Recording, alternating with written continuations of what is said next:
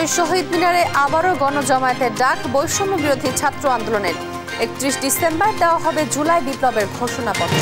আগামী বিজয় দিবসের আগে জুলাই গণহত্যার বিচার, বিপ্লবে প্রবাসীদের বিপক্ষে অবস্থান নেওয়া কূটনীতিকদের বিরুদ্ধে কঠোর ব্যবস্থা।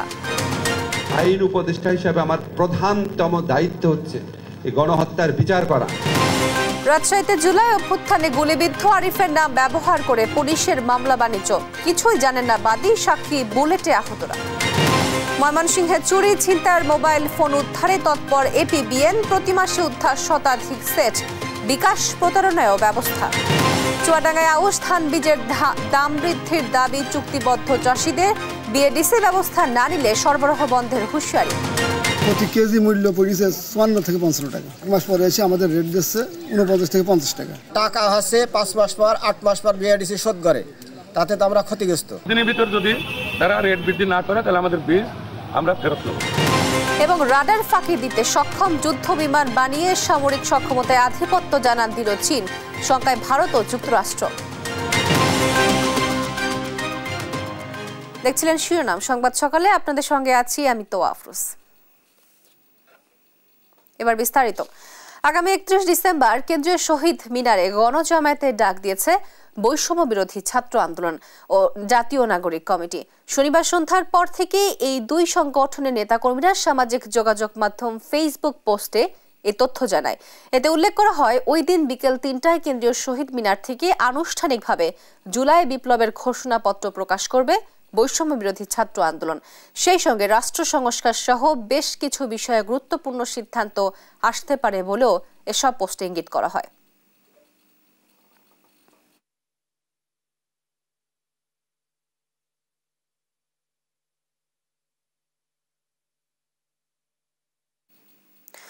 আগামী বিজয় দিবসের আগেই সম্পন্ন করা হবে জুলাই আগস্ট গণহত্যার বিচার, এমন আশ্বাস দিয়েছেন আইন উপদেষ্টা আসিফ নজরুল ও চিফ প্রসিকিউটর তাজুল ইসলাম। এ সময় জানানো হয়, বিচার কাজ গ্রহণযোগ্য রাখতে সর্বোচ্চ চেষ্টা করা হচ্ছে। শনিবার কৃষিবিদ ইনস্টিটিউটে গুম হত্যা বিষয়ক সংলাপে একথা বলেন তারা। সাবরিনা মজুমদারের প্রতিবেদন। আওয়ামী লীগের ১৫ বছরে স্বৈরাচারী শাসন ব্যবস্থায় রাজনৈতিক বিরোধের জেরে গুম খুনের ঘটনা ঘটেছে কয়েক হাজার। কেউ গুম থেকে ফিরে এসেছেন, আবার কেউ হারিয়ে গেছেন চিরতরে। এমন প্রেক্ষাপটে রাজধানীর খামারবাড়ি কৃষিবিদ ইনস্টিটিউশনে ঐক্য, সংস্কার ও নির্বাচন বিষয়ে ২ দিন ব্যাপী জাতীয় সংলাপের আয়োজন করে ফোরাম ফর বাংলাদেশ স্টাডিজ। শেষ দিন আলোচনা করা হয় গুম, খুন, জুলাই গণহত্যা এবং বিচারের চ্যালেঞ্জ, সংস্কারের দায় ও নির্বাচনের পথরেখা নিয়ে। যখন আসবেন আমরা এই প্রশ্নগুলো তার কাছে রাখবো। সংলাপের শুরুতে বিগত সরকারের আমলে যারা গুম হওয়া বিভিন্ন ছাত্রদলের নেতারা গুমের সময়কার করুণ নির্মমতার অভিজ্ঞতা তুলে ধরেন। জিসানকে জুলাই গণহত্যার সময় তার বাড়িতে গিয়ে আওয়ামী সন্ত্রাসীরা কুপিয়ে নির্মমভাবে হত্যা করেছে। এই গুম ও গণহত্যার সঙ্গে জড়িতরা এখনো রাষ্ট্রের গুরুত্বপূর্ণ জায়গায় বহাল তবিয়তে আছে বলে উল্লেখ করে দেশের রাজনৈতিক নেতারা বলেন, এই গুম খুনের সাথে যারা জড়িত তাদের বিচার করার একটা ক্যাটাগরি সেট করা দরকার। গত ১.৫ দশকে যে সমস্ত গুম, খুন, অপহরণের ঘটনা সংঘটিত হয়েছে, আমাদের বিচার বিভাগ প্রত্যক্ষ পরোক্ষভাবে এক ধরনের অনুমোদন তাকে দিয়ে গেছেন। এই গুম খুনের সঙ্গে জড়িত রাষ্ট্রের সকল যন্ত্রপাতি তা কিন্তু বহাল তবিয়তে আছে। ফলে এই যন্ত্রপাতি সহ এই রাষ্ট্রই আবার সেই যন্ত্রপাতির বিরুদ্ধে কিভাবে ব্যবস্থা নিবে, এটা কিন্তু একটা বড় চ্যালেঞ্জ। অধিবেশনের আলোচনায় অংশ নিয়ে রাষ্ট্রের প্রধান আইন কর্মকর্তা বলেন, ইতিহাসের দায়বদ্ধতা থেকেই এই বিচার করতে হবে। এই বিচার নিয়ে যাতে আন্তর্জাতিকভাবে এবং জাতীয়ভাবে কোনো ক্যাঙ্গারু কোর্টের তকমা না লাগে, কোনো ফরমাইশি রায়ের তকমা না লাগে। আমাদের হাতে যে মশাল আপনারা দিয়েছেন, জাতিকে সঠিক বিচার ব্যবস্থার দিকে নিয়ে যাওয়ার জন্য আমাদেরকে যে দায়িত্ব আপনারা দিয়েছেন, আমরা সেই দায়িত্ব নৈতিকভাবে, আইনগতভাবে এবং আন্তর্জাতিক মানদণ্ড বজায় রেখে দ্রুততম সময়ের মধ্যে এই বিচার প্রক্রিয়া সম্পন্নের দিকে নিয়ে যাব। 4টি প্রধান গণহত্যা, জুলাই আগস্ট হত্যাকাণ্ড, বিডিআর হত্যাকাণ্ড, শাপলা চত্বর হত্যাকাণ্ড, ধারাবাহিক গুম ও বিচার বহির্ভূত হত্যাকাণ্ড, এই 4টি গণহত্যার বিচারের কাজকে প্রাধান্য দিয়ে আইন উপদেষ্টা ও চিফ প্রসিকিউটর বলেন, আগামী বিজয় দিবসে এই সব গণহত্যার বিচার সম্পন্ন করে উদযাপন করা হবে। জুলাই গণহত্যার যে বিচারটা যেটা আমরা শুরু করেছি, তাজুল কারেক্টলি বলেছে, এটা আমরা বদ্ধপরিকর এবং আমরা আশা করছি এই বিচার, এখানে দেখলাম প্রস্তাবনা বলা হচ্ছে সামনের বছর বিজয় দিবসের আগেই এই বিচার অন্তত বিচারিক আদালতে সম্পন্ন হবে। আমরা আগামী বিজয় দিবস গণহত্যাকারীদের শাস্তির রায় সেলিব্রেশনও করব। এই গণহত্যার যিনি প্রধান নিউক্লিয়াস ছিলেন শেখ হাসিনা সহ তার যে নিচের দিকের কয়েকজন ছিলেন তাদের বিচারকে প্রায়োরিটাইজ করছি এবং আমরা দ্রুততম সময়ের মধ্যে তাদের বিচারটা শেষ করতে চাই, করতে সক্ষম বলে আমরা মনে করি। বিচার কার্যক্রমকে গ্রহণযোগ্য রাখতে সকল নিয়ম মেনে বিচার কাজ শেষ করা হবে বলে জানান বক্তারা। সাবরিনা মজুমদার, দেশ টিভি, ঢাকা। এদিকে জুলাই বিপ্লবে প্রবাসীদের বিরুদ্ধে অবস্থান নেওয়া কূটনীতিকদের শাস্তির আওতায় আনার হুঁশিয়ারি দিয়েছেন উপদেষ্টা আসিফ নজরুল। শনিবার সংযুক্ত আরব আমিরাত থেকে কারাভোগের পর দেশে ফেরত প্রবাসীদের আর্থিক সহায়তা সংক্রান্ত চেক দেওয়া অনুষ্ঠানে তিনি একথা বলেন। আসিফ নজরুল আরও জানান, সংযুক্ত আরব আমিরাতের জেলমুক্ত প্রবাসীদের Bangladesh overseas employment and services লিমিটেডের মাধ্যমে পুনর্বাসনে সহায়তা করা হবে।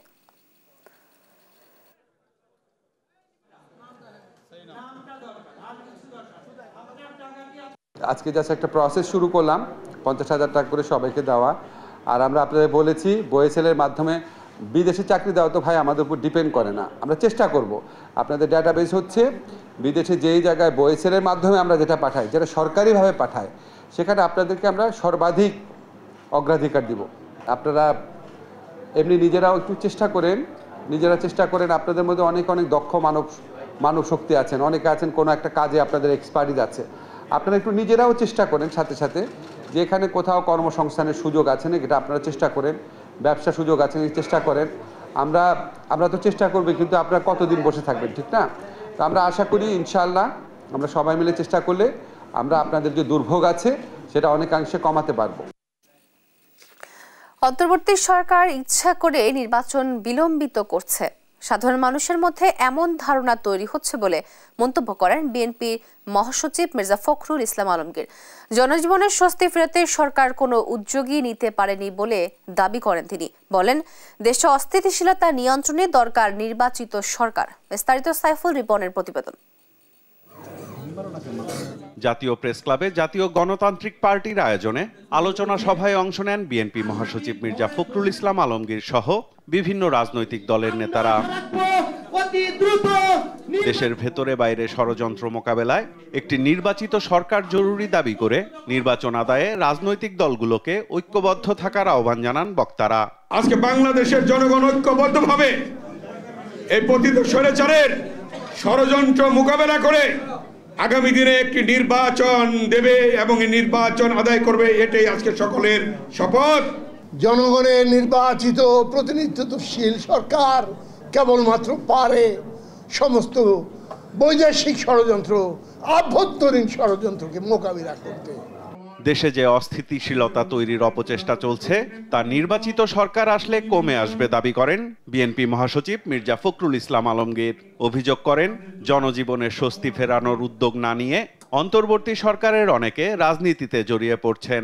রাজনৈতিক দলগুলো আপনার প্রতিপক্ষ নয়, রাজনৈতিক দলগুলো আপনাদের সহযোগিতা করেই চলেছে। আপনারা এই রাজনৈতিক দলগুলোর সঙ্গে কোনো কথাবার্তা বলছেন না, কেন জানি না মানুষের একটা ধারণা তৈরি হচ্ছে, আমার না কিন্তু ধারণা তৈরি হচ্ছে যে এই সরকার ইচ্ছাকৃতভাবে নির্বাচন প্রক্রিয়াকে বিলম্বিত করছে। আমরা সরকার সবচেয়ে বেশি চাই, একই সঙ্গে আমরা এটাও চাই যে দীর্ঘকাল অনির্বাচিত সরকারের হাতে ক্ষমতা থাকা উচিত নয়। ভোটারের বয়স নির্ধারণ নিয়ে প্রধান উপদেষ্টার করা বক্তব্যের সমালোচনাও করেন বিএনপি মহাসচিব। এই জিনিসটা তো কনসেনসাস না, আপনি you are the chief executive, আপনি প্রথমেই বলে দিচ্ছেন যে 17 বছর হলে ভালো। আপনি যখন বলছেন then it becomes a binding on the election commission, যেটা আপনি ইলেকশনের জন্য যারা ঠিক করবে, ইলেকশন কমিশনকে ছেড়ে দিন, লেট দেম ডিসাইড। 18 বছর তো আছে, সকলের কাছে গ্রহণযোগ্য আছে। যদি 1 বছর কমাতে চান তাহলে সেটা ইলেকশন কমিশন প্রস্তাব করুন, যারা নতুন হয়েছে। রাজনৈতিক দলগুলোর সঙ্গে কথা বলেন। এদিকে দীর্ঘ ১৩ বছর পর দেশে ফিরে দলের প্রতিষ্ঠাতা জিয়াউর রহমানের সমাধিতে শ্রদ্ধা জানিয়ে গণমাধ্যমে কথা বলেন বিএনপির ভাইস চেয়ারম্যান কাজী শাহ মোফাজ্জল হোসেন কায়কোবাদ। অনেকে বলতে পারেন আপনারা আমি এই কষ্ট করেছি, আমি এইটুকু করেছি, কিন্তু ম্যাডাম জিয়ার চেয়ে বেশি কেউ করেন নাই। সাইফুল রিপন, দেশ টিভি, ঢাকা। শাপলা চত্বরের ঘটনা নিয়ে মিথ্যাচার করেছে শেখ হাসিনা, এমন অভিযোগ করেছেন জামায়াতে আমির ডক্টর শফিকুর রহমান। বলেন, আওয়ামী লীগের খুনের ইতিহাস নতুন নয়। রাজধানী সোহরাওয়ার্দী উদ্যানে খেলাফতে মজলিসের সাধারণ পরিষদের অধিবেশনে একথা বলেন তিনি। এদিকে অন্য এক অনুষ্ঠানে তিনি বলেন, জামায়াতে ইসলামী ক্ষমতা এলে সবার আগে দেশের শিক্ষা নিয়ে কাজ করবে। কায়েস রাহাতের প্রতিবেদন। খেলাফত মজলিসের সম্মেলনে উপস্থিত হয়ে জামাতের আমির ডাক্তার শফিকুর রহমান ইসলামিক দলগুলোর প্রতি ঐক্যের ডাক দেন। বলেন, যেন দলগুলোকে বিভক্ত করে কেউ সুবিধা না নিতে পারে। এ সময় জামায়াতের আমির অভিযোগ করে বলেন, শাপলা চত্বরের ঘটনা নিয়ে মিথ্যাচার করেছে শেখ হাসিনা। বলেন, আওয়ামী লীগের খুনের ইতিহাস নতুন নয়। নতুন বাংলাদেশে ফ্যাসিবাদের বিরুদ্ধে সব দল ঐক্যবদ্ধ থাকবে বলেও আশাবাদ ব্যক্ত করেন জামায়াতের আমির। শাপলা চত্বরের ঘটনা এই দেশবাসী কখনো ভুলেনি এবং ভুলবে না। এটাকে নিয়ে কত উপহাস করা হয়েছে। আরেকজন পুষ্যমন্ত্রী তিনি বলেছেন, এই ছাত্রদের আন্দোলনের যখন ক্লাইম্যাক্সের দিকে যাচ্ছিল, যে সাবধান করে দিচ্ছি, বাড়াবাড়ি করবে না, যদি বাড়াবাড়ি করো তাহলে 5 মে যেটা হয়েছিল শাপলা চত্বরে, রাত 12টার পরে সবকিছু সাফ করে দেওয়া হয়েছিল। এই কথার মাধ্যমে তিনি আত্মস্বীকৃত খুনি হিসাবে তার দলকে দুনিয়ার সামনে প্রেজেন্ট করেছে। এদের খুনের ইতিহাস নতুন নয়। এদিকে জুলাই আন্দোলনে আহত ও পঙ্গুত্ব বরণকারীদের নিয়ে আয়োজিত আরেকটি অনুষ্ঠানে তিনি বলেন, জামাতে ইসলামী ক্ষমতায় এলে সবার আগে দেশে শিক্ষা নিয়ে কাজ করবে। এ সময় আহত ও শহীদ পরিবারের প্রতি কৃতজ্ঞতা জানান জামায়াতের আমির। আমরা শুধু বলবো যে মেহেরবানি করে কেউ দলের ভিত্তিতে আমাদের শহীদদেরকে ভাগ করবেন না। আমাদের শহীদরা আমাদের জাতীয় সম্পদ, তারা আমাদের জাতীয় বীর। এই জন্য শিক্ষার জায়গাটায় আমরা ইনশাল্লাহ সবার আগে হাত দিব, যদি আল্লাহ কোনোদিন আমাদেরকে সুযোগ দেন। শিক্ষা যে জাতির ঠিক হয়েছে, সেই জাতি ঠিক, সেই জাতি মর্যাদার জাতি, সেই জাতি বিশ্বে মাথা উঁচু করে দাঁড়াতে পারে। অনুষ্ঠানে জুলাই আন্দোলনে আহত ব্যক্তিরা তাদের দুঃসহ স্মৃতিচারণ করেন। একই সঙ্গে সরকারের কাছে তাদের চিকিৎসা ও এই গণহত্যার দোষীদের বিচার দাবি করেন। কায়েস রাহাত, দেশ টিভি, ঢাকা।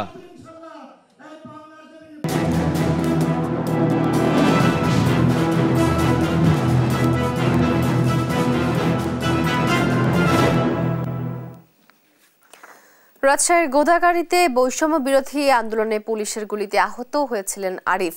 সে সময় পুলিশের গুলিতে আহত হয়েছিলেন তিনি। 5 আগস্টের পর আরিফের নাম ব্যবহার করে থানায় যে মামলা হয়েছে, বাদী জানেনও না আসামি কারা, আর সাক্ষী করা হয়েছে পুলিশের রাবার বুলেটে আহত শিক্ষার্থীদের। এমন মামলা নিয়ে পুলিশকে সতর্ক করেছেন আদালত। বিস্তারিত সহকর্মী কাজী শাহেদের রিপোর্টে। সাহায্যের আশায় সাদা কাগজে স্বাক্ষর দিয়েছিলেন পুলিশের গুলিতে আহত গোদাগাড়ী উপজেলার মাদারপুরের আরিফ। ওই স্বাক্ষর ব্যবহার করে মামলা সাজিয়েছে পুলিশ। তাতে আসামি আরিফের এলাকার 1.5 শতাধিক মানুষ। এখন আসামিরা এলাকা ছাড়া। আরিফের দাবি, বৈষম্য বিরোধী আন্দোলনে 5 আগস্ট পুলিশ তাকে গুলি করেছিল। 3 দিন পর তার হাত থেকে গুলি বের করা হয়। তাকে বাদী করে যে মামলা হয়েছে সে সম্পর্কে কিছুই জানেন না তিনি। 5 আগস্টে পুলিশের গুলি খেয়েছি আমি। তারপরে মেডিকেলে আমি প্রায় 3 দিন ভর্তি থাকে। কিছু লোক আছে বাড়িতে, সাহায্য দেবার নাম করে আমার কাছ থেকে একটা সিগনেচার নেয়। ওই সিগনেচারের মাধ্যমে আমি পরে জানতে পারি যে মামলা হয়েছে। কিন্তু এগুলো মামলা টামলা আমার কিচ্ছু করার ইচ্ছা নাই। আমি তাদের কাউকে চিনি না। বাদী ছাড়াও ওই দিন পুলিশের ছোড়া গুলিতে আহত হন আরও কয়েকজন। তাদের করা হয়েছে এই মামলায় সাক্ষী। তবে সাক্ষীদের দাবি, মামলায় যাদের আসামি করা হয়েছে তারা কেউ সেদিন ঘটনাস্থলে ছিলেন না। আমি দেখাও করতে যাই না কোনো জায়গায়, আমি এসব বিষয়ে কিছুই জানি না। তারপরও নাকি আমি মামলার সাক্ষী। ওই এসপি অফিসে রেখেছিল, রেখে স্বাক্ষর দিতে চাচ্ছিল যে এখানে স্বাক্ষর দেন। আমরা বললাম আমরা সাক্ষী টাকি হব না। তো বলছে ঠিক আছে, ওখান থেকে নাম লাল কালি দিয়ে কেটে দিল। না মামলা আমরা কিছুই জানি না মামলা সম্পর্কে। সাক্ষীতে আমি নিজেও জানি না, নাম দিয়েছে আমার সাক্ষীতে। স্থানীয় আওয়ামী লীগ নেতাকর্মীদের নামে মামলাটি সাজানোর অভিযোগ পুলিশ কর্মকর্তা মোয়াজ্জেম হোসেনের বিরুদ্ধে। তবে মোয়াজ্জেমের দাবি, মামলাটি আরিফ করেছেন। না ঝামেলা না, কোর্ট আমাকে ডাকছিল একটা বিষয় জানার জন্য। তারপরে আমি বলছি, ছবি আছে। ঘটনাটা কি এই কিছুই লয়, তারা সহ মানে যে আরিফ সহ কয়েকজন যে মামলা করে এসছে, থানায় দিয়ে এসছে। মামলার আসামিপক্ষের আইনজীবী জানিয়েছেন, বাদী ও সাক্ষীরা উপস্থিত হয়ে সেদিনের ঘটনা আদালতকে জানিয়েছেন। এছাড়া লিখিতও দিয়েছেন। বিচারক ওই কর্মকর্তাকে তলব করে মামলা রেকর্ড করতে আরও সতর্ক হওয়ার পরামর্শ দিয়েছেন। তাকে আসামি করা হয়েছে, তারা এই ঘটনার সময় ছিল না। তখন কোর্ট বিজ্ঞ আদালত বললেন যে আমাকে পুলিশ ডাকলেই যেতে হবে। তখন বাদী বলল যে স্যার আমাকে সার্কেল স্যারও ডেকেছিল, এই যে আমার কাছে নোটিশও আছে স্যার দেখেন। তখন বিজ্ঞ আদালত সন্তুষ্ট হয়ে রেকর্ডকারী কর্মকর্তাকে বললেন যে আপনারা এই ধরনের মামলা করলে সতর্কতা সহিত করবেন। বাদীর অভিযোগ, পুলিশ নিজেদের বাঁচাতে এই মামলাটি করেছে।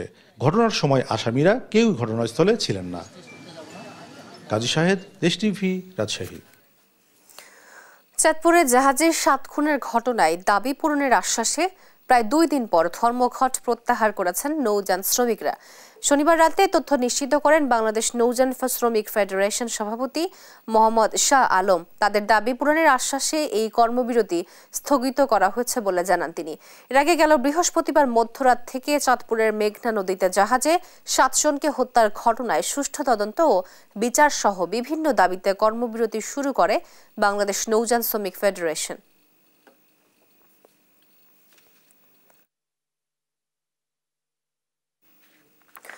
ঢাকা মাওয়া এক্সপ্রেসওয়ে ধলেশ্বরী টোল প্লাজায় যাত্রীবাহী বাসের ধাক্কায় প্রাইভেট কার মোটরসাইকেলের 6 আরোহী নিহতের ঘটনায় বাস চালক মোহাম্মদ নুরুদ্দিনকে গ্রেফতার করেছে র্যাব। শুক্রবার দিবাগত রাতে নারায়ণগঞ্জের সিদ্ধিরগঞ্জ এলাকা থেকে তাকে আটক করা হয়। বিষয়টি নিশ্চিত করেন র্যাবের মিডিয়া সেল। 3টি গাড়িকে ধাক্কা দেওয়া বেপারি পরিবহন বাসটির চালক মোহাম্মদ নুরুদ্দিন ঘটনার পর পালিয়ে সিদ্ধিরগঞ্জে যান। র্যাব 10-এর সদস্যরা সেখানে অভিযান চালিয়ে তাকে আটক করেন।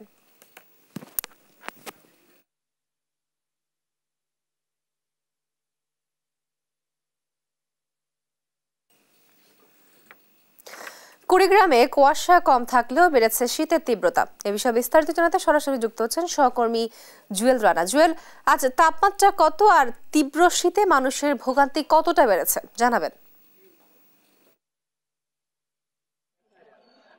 আপনি যেমনটি বলছিলেন, কুড়িগ্রামে কিন্তু প্রতি বছর যে শীতের তীব্রতা সেটি কিন্তু প্রতি বছরের ন্যায় কিন্তু আসলে বেশি থাকে। এবছরও কিন্তু গত 1-1.5 মাস ধরে যে শীতের যে প্রকোপ সেটি কিন্তু অনুভূত হচ্ছে। বিশেষ করে সন্ধ্যা থেকে সকাল পর্যন্ত কনকনে ঠান্ডায় কিন্তু এখানকার যারা শ্রমজীবী মানুষ বা দিনমজুর শ্রেণীর মানুষজন রয়েছে তারা কিন্তু কষ্টে রয়েছে। এছাড়াও কিন্তু গত কয়েক সপ্তাহ ধরে কিন্তু তাপমাত্রা 11 থেকে 13 ডিগ্রি সেলসিয়াসের মধ্যে উঠানামা করছে। আজ কিন্তু জেলার সর্বনিম্ন তাপমাত্রা রেকর্ড করা হয়েছে 13.2 ডিগ্রি সেলসিয়াস। এছাড়াও আপনাকে জানিয়ে রাখি, যেহেতু কুড়িগ্রাম নদ নদী বেষ্টিত একটি জেলা, এই 16 নদ নদীর অববাহিকার যারা হতদরিদ্র মানুষজন রয়েছেন এবং নিম্ন যারা মানুষজন রয়েছেন তারা কিন্তু এই শীতে আসলে দুর্ভোগে পড়েছেন। এছাড়াও কিন্তু শীত নিবারণের জন্য জেলা প্রশাসন ইতিমধ্যে কিন্তু 49 লাখ টাকা এবং 12,000 কম্বল কিন্তু জেলার 9 উপজেলায় আসলে বরাদ্দ দিয়েছে। সেটি কিন্তু আসলে বরাদ্দ দিয়েছে, সেটি কিন্তু বিতরণ চলছে। এই মুহূর্তে আমি একজন এখানে রয়েছেন, আমি যদি একটু জানতে চাই আসলে কেমন আসলে শীত দেখছেন এবছর, যে আপনাদের কাজ করতে কোনো সমস্যা হয় কিনা? শীত 1-1.5 মাস থেকে শীত, খুব কনকনা শীত। এখন শীতের জন্য কোনো কাজ কামাই করা বেড়া যায় না। এখন শীতের জন্য ভীষণ বড় ধরনের ভীষণ নষ্ট হয়ে যাবে না। যে শীতের জন্য আমরা কোনো কাজ করতে পারি না। এখন 12টা 1টার সময় একটু বেলা ওঠে শীতের জন্য, ওই বেলা কারণে আমরা একটু বেড়াতে পারি। ধন্যবাদ আপনাকে। তো আপনাকে জানিয়ে রাখি, এখানে কিন্তু বেলা বাড়ার সঙ্গে সঙ্গে কিন্তু সূর্যের দেখা মিলছে, যার কারণে ঠান্ডা একটু কম অনুভূত হচ্ছে। আবারও কিন্তু সন্ধ্যা থেকে যে ঠান্ডার তীব্রতা সেটি কিন্তু বেড়ে যাচ্ছে। আমি আবহাওয়া অফিসের ভারপ্রাপ্ত কর্মকর্তা সুবল চন্দ্র সরকার, ওনার সঙ্গে কথা বলেছি। তিনি বলছেন যে আগামী মাসের প্রথম সপ্তাহে কিন্তু জেলার উপর দিয়ে শৈত্যপ্রবাহ বয়ে যাওয়ার সম্ভাবনা রয়েছে। এছাড়াও কিন্তু এই শীতের কারণে যে হাসপাতালগুলোতে আসলে শীতজনিত যে রোগে আক্রান্ত রোগীর সংখ্যা সেটি কিন্তু বৃদ্ধি পাচ্ছে। তো এই ছিল শীতের সর্বশেষ পরিস্থিতি। জুয়েল, আপনাকে ধন্যবাদ। কুড়িগ্রাম থেকে শীতের তীব্রতা সম্বন্ধে জানাচ্ছিলেন আমাদের সহকর্মী। যশোরের অভয়নগরের নোয়াপাড়া পৌরসভার সাবেক কাউন্সিলরকে কুপিয়ে হত্যা করেছে দুর্বৃত্তরা।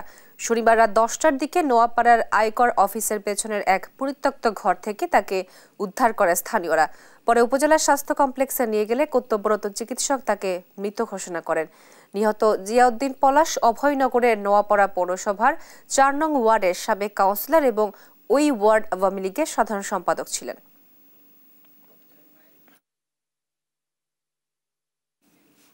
মাদারীপুরে পূর্ব শত্রুতার জের ধরে দোকানে ঢুকে এক কর্মচারীকে কুপিয়ে হত্যা করা হয়েছে। এ ঘটনায় অভিযুক্তকে আটক করেছে পুলিশ। শনিবার বিকেল 4:30টার দিকে শহরের পুরানবাজার স্বর্ণকারপট্টি এলাকার যাদব ঘৃত ভান্ডারে এ ঘটনা ঘটে। নিহত গৌতম চন্দ্র বসু সদর উপজেলার পূর্ব রাস্তি এলাকার হারান বসুর ছেলে। নিহত গৌতম যাদব ঘৃত ভান্ডারে শ্রমিক হিসাবে কাজ করতেন। প্রত্যক্ষদর্শীরা জানায় বিকেল 4:30টার দিকে ক্রেতা সেজে যাদব ঘৃত ভান্ডারে আসেন তপন। পরে গৌতমকে লক্ষ্য করে আশেপাশের কেউ কিছু বুঝে ওঠার আগে ধারালো দা দিয়ে এলো পাথারি কোপাতে থাকে। এ সময় আশেপাশের লোকজন এগিয়ে এলে কৌশলে পালিয়ে যায় তপন। পরে গুরুতর আহত অবস্থায় গৌতমকে স্থানীয় ব্যবসায়ীরা উদ্ধার করে হাসপাতালে নেওয়ার কিছুক্ষণের মধ্যেই তার মৃত্যু হয়। 500 টাকা পাইবে তার দ্বারে এই নিয়ে গ্যাঞ্জাম শুরু হলো, এই নিয়ে কোপ দিছে। স্থানীয় লোকজন নিয়ে আসে, তার বাম পাশে এবং সামনে বড় ধরনের একটা ইনজুরি আছে, অনেক রক্তপাত হচ্ছিল। আমরা আসার সাথে সাথে তৎক্ষণাৎ ইমার্জেন্সি চিকিৎসা করি এবং চিকিৎসা করার কিছুক্ষণ পরেই আসলে সে গ্যাস্ট্রিং অবস্থায় আসছিল এবং মারা যায়। ময়মনসিংহে প্রতি মাসে হারিয়ে যাওয়া শতাধিক মোবাইল সেট উদ্ধার করে প্রকৃত মালিকদের কাছে হস্তান্তর করছে এপিবিএন। মোবাইল সেট চুরি, ছিনতাই বা হারিয়ে যাওয়ার পর থানায় জিডি করেও যারা প্রতিকার পান না তাদের সহায়তা দিয়ে থাকে আর্মড পুলিশ ব্যাটালিয়নের সাইবার সেল। এছাড়াও হ্যাকড হওয়া ফেসবুক আইডি উদ্ধার ও বিকাশে প্রতারিত হওয়া ব্যক্তিরাও প্রতিকার পাচ্ছেন। সহকর্মী ইলিয়াস আহমেদের তথ্য চিত্রে অঙ্কন চৌধুরীর রিপোর্ট। শখের মোবাইল ফোন চুরি, ছিনতাই কিংবা হারিয়ে গেলে মানসিকভাবে ভেঙে পড়েন অনেকেই। সেটে থাকা গুরুত্বপূর্ণ তথ্য ও ছবি নিয়ে বাড়ে দুশ্চিন্তা। তবে আশার কথা হচ্ছে ময়মনসিংহের মুক্তাগাছার এপিবিএনের দ্বারস্থ হলে সহজেই মিলবে সমাধান। জিডি করার পর তথ্য প্রযুক্তি ব্যবহার করে গ্রাহকের চুরি হওয়া সেট উদ্ধার করে দিচ্ছে এপিবিএন। শখের মোবাইল সেট ফেরত পেয়ে তাই তো উচ্ছ্বাসিত অনেকেই। একবার জিডি করছি, গাজীপুর থানা জিডি করছি, পাই নাই, তাহলে আমি হাল ছাড়ি নাই। পরে মুক্তাগাছা এপিবিএন, মুক্তাগাছা থানা জিডি করে এপিবিএন আমি পরে দেওয়ার পরেই মোবাইলটা পেয়ে গেলাম। থানায় জিডি করি ময়মনসিংহ কোতোয়ালি থানায়, টু এপিপিএম এ শুনি যে ওরা নাকি সলভ করতে পারে। তো এখানে আসার পর ওনারা আমার এটা সলভ করেছে সাথে সাথে। শুধু মোবাইল সেট নয়, ফেসবুক, টেলিগ্রাম সহ বিকাশ অ্যাকাউন্ট হ্যাক হলেও তা উদ্ধার করে দিচ্ছে এপিবিএন 2 এর cyber crime sell. APBN web পেজে সমস্ত ইনফরমেশন দিলাম যা যা চাইছিল।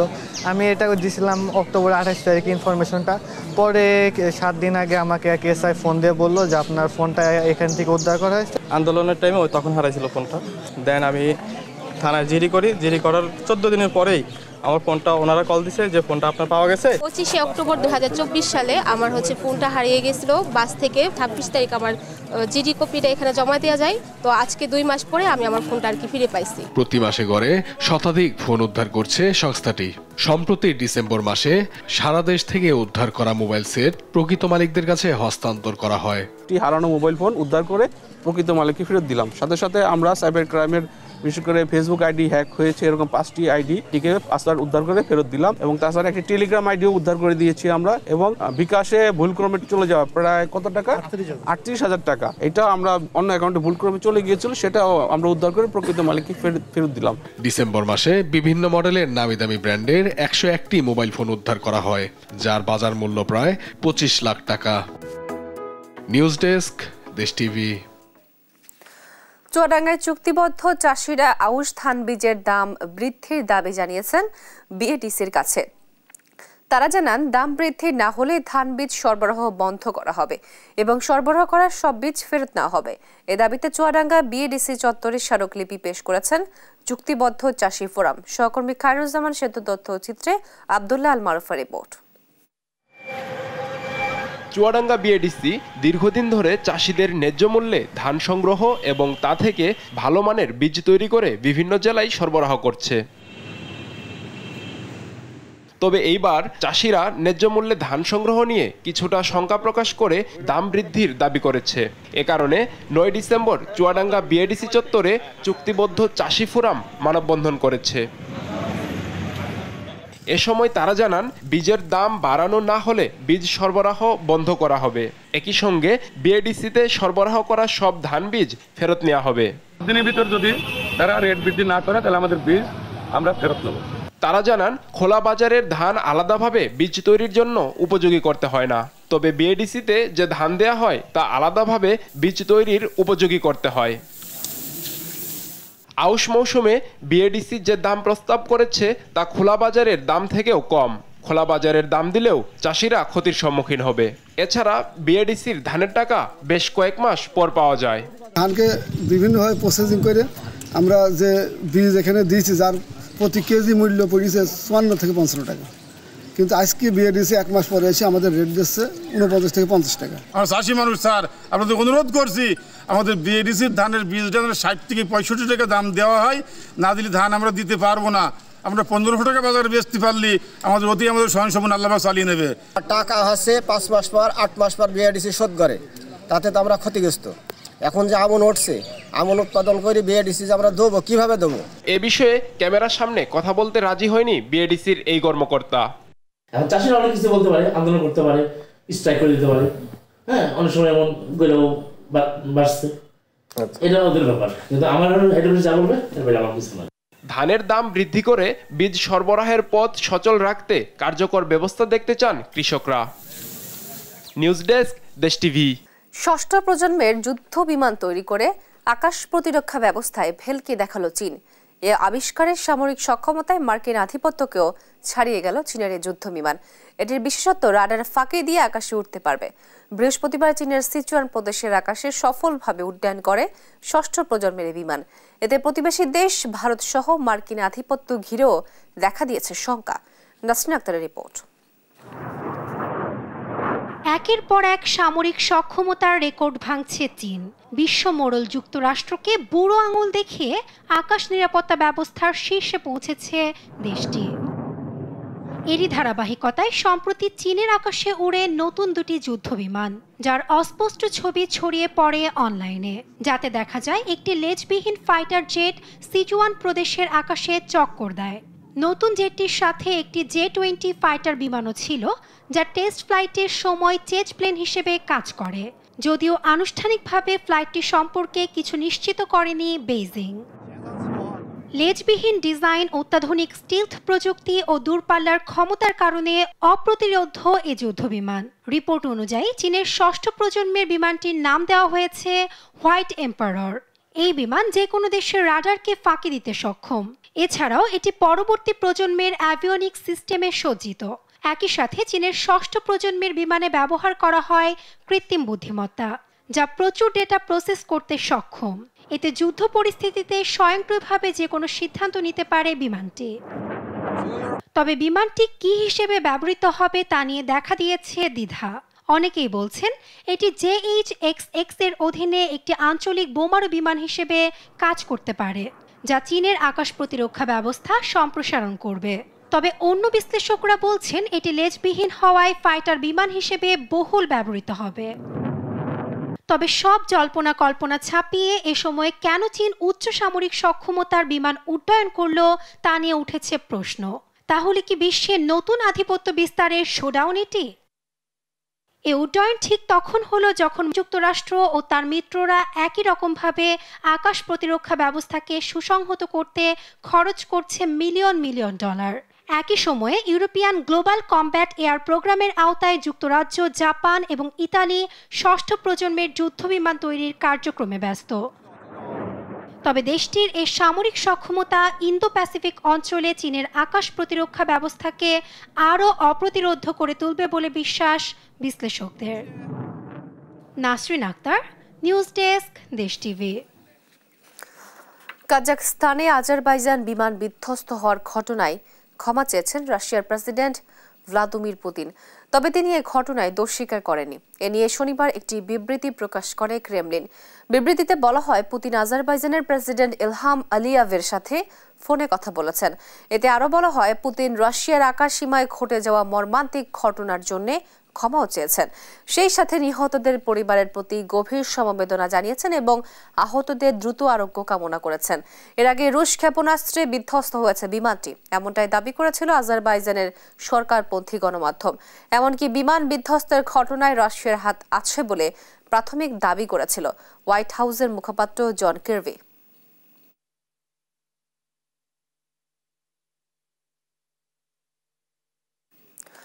দক্ষিণ কোরিয়ার বিমান দুর্ঘটনায় প্রাণ গেছে 28 জনের। স্থানীয় সময় রবিবার 180 জন এর যাত্রীবাহী বিমানটি অবতরণের সময় এই দুর্ঘটনা ঘটে। ব্যাংকক থেকে ছেড়ে আসা বিমানটি মুয়ান এয়ারপোর্টে পৌঁছালে রানওয়েতে যান্ত্রিক ত্রুটি দেখা যায়। এতে না থেমেই সরাসরি একটি বাসের বেড়ায় ধাক্কা দিলে এই দুর্ঘটনা ঘটে। দেশটির জরুরি কার্যালয় জানায়, ইতোমধ্যে আগুন নিয়ন্ত্রণে নিতে সক্ষম হয়েছেন তারা। চলমান রয়েছে উদ্ধার কার্যক্রম। তবে এ ঘটনায় ক্ষয়ক্ষতি আরও বাড়ার আশঙ্কা কর্তৃপক্ষের।